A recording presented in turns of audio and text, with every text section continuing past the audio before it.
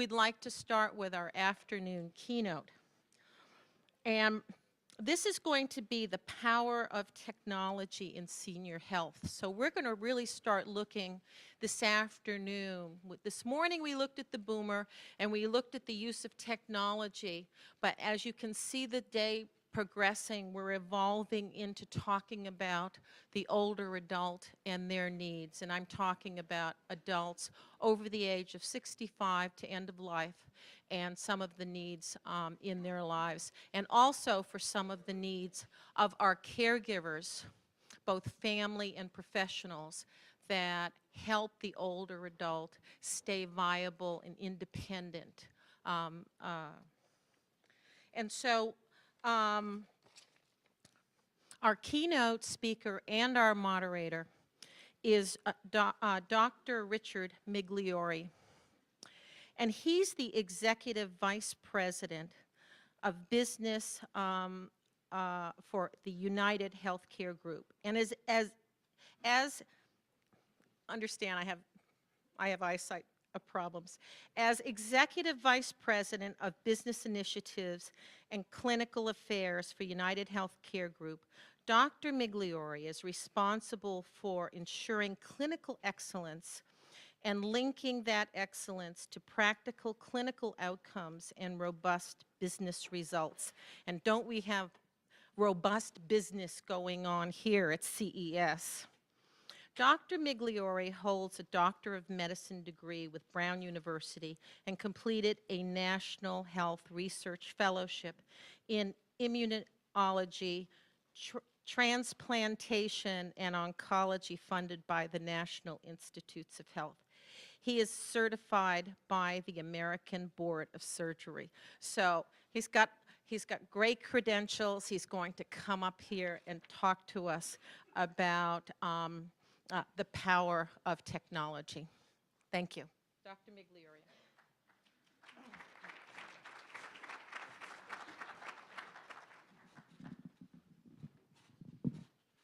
I'm going to take this off for a second just as we pull up the slides. Good afternoon. I hope you didn't have turkey sandwiches because that serotonin will put you to sleep. Hopefully, I was a surgeon, not an anesthesiologist, and hopefully won't have the same impact. Listen, this is an exciting time for UnitedHealth Group and for the industry in general because we're seeing the convergence of two trends in healthcare.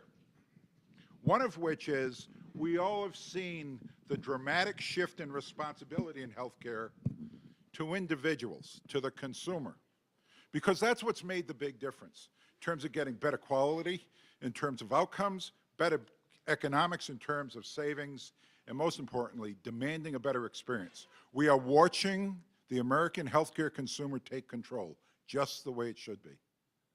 But at the same time, we have going on another trend, the emergence of consumer technologies that have made transformative change in banking, in shopping, in entertainment, and a whole variety of things in one's life. Well, it's about time that healthcare jumped on board. We at UnitedHealth Group look at our mission as helping people live healthier lives.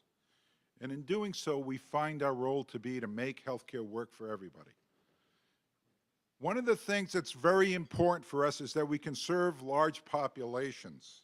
We serve 1 in 5 Americans. That includes people who are old enough to be Medicare beneficiaries. There are some 40 million of them, and we serve 1 out of 5 of them. So with those 8 million people, we look at this not only as a privilege, but also a responsibility to bring to them the same technologies that we have been building on in order to help people understand their options and then to take full advantage of them, being in full control. When we have the ability to bring information to individuals about decisions and to their physicians, we see a 20% increase in the likelihood that people will have their health care delivered in conformity with America's best standards of care as defined by the National Institutes of Health and a variety of other academic centers on science. What got us there was getting the consumer involved. But here comes the challenge. The challenge is pretty well depicted here. One of the things that we know for people is, first off, in order for them to take advantage of this information, they need to be able to have access to it. And that's taken a while across our populations, and it didn't come until we started making the investments in consumer technology. That's why we're proud to be part of CES, and that's why we're particularly proud to be part of the Silver Summit. But giving people technology isn't good enough if they're not willing to use it. What you see pointed out here on the slide is that consumer-based technologies, including unlicensed use of web-enabled technologies and mobile technologies, for the general population is about 74% are using web access, and about 60% of people go to the point of needing so much in the way of web access that they're using home-based broadband activity to get more information transferred faster.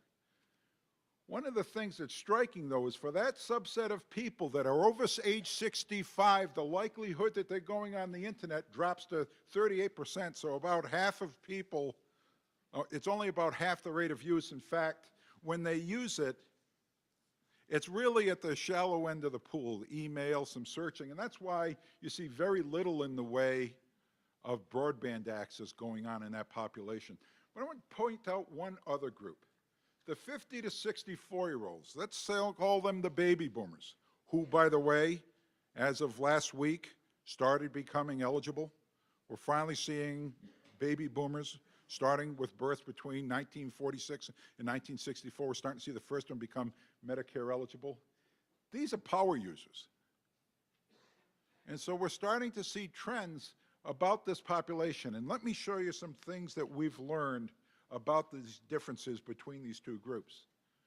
When you start asking people who are senior why they're not using technology, we had the Pew Internet Research Group came out with some very interesting findings. First off, people have this bias. I'm just not a technology user. It's hard to go, my VCR still blinks. I don't even know how to set the clock on it. But when they look at it and get into real serious questions about it, first, there's a general lack of awareness of what these technologies are, as well as how they can be applied.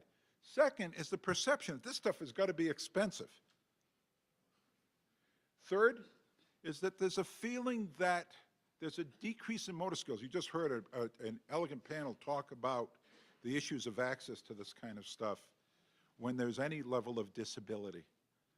But you can also imagine this issue of even having it smaller, harder to use, et cetera. And then finally, there's a belief that there's some lack of cognitive skill to learn new techniques and new ways of dealing with daily life's events. We think that's changing.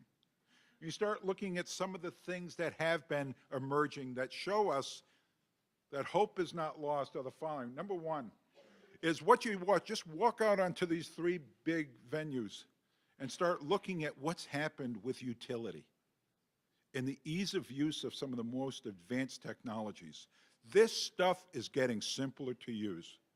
Secondly, despite the fact they don't use the internet, 60% of people over age 65 have a mobile phone.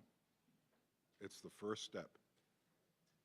In fact, having that mobile phone, when you listen to myseniorcare.com and what they've been able to find, it is truly a liberator for people. It helps the older individual feel more independent. Finally, they are more willing to learn technologies. When they see how easy it is, then all of a sudden it becomes easy to do the next thing. There's one other force, and that's the force of gravity. In other words, the baby boomers also getting older. Those people with high use and high skills in terms of technology are moving into this age category. But they're also doing something else. They are also caregiving. They're also that same generation that's taking care of an aging parent. And with that aging parent, they're demanding that parent learn how to use more so they can stay more connected. And that's going to be a powerful force, and Gail Hunt will speak to that a little bit later on. There's one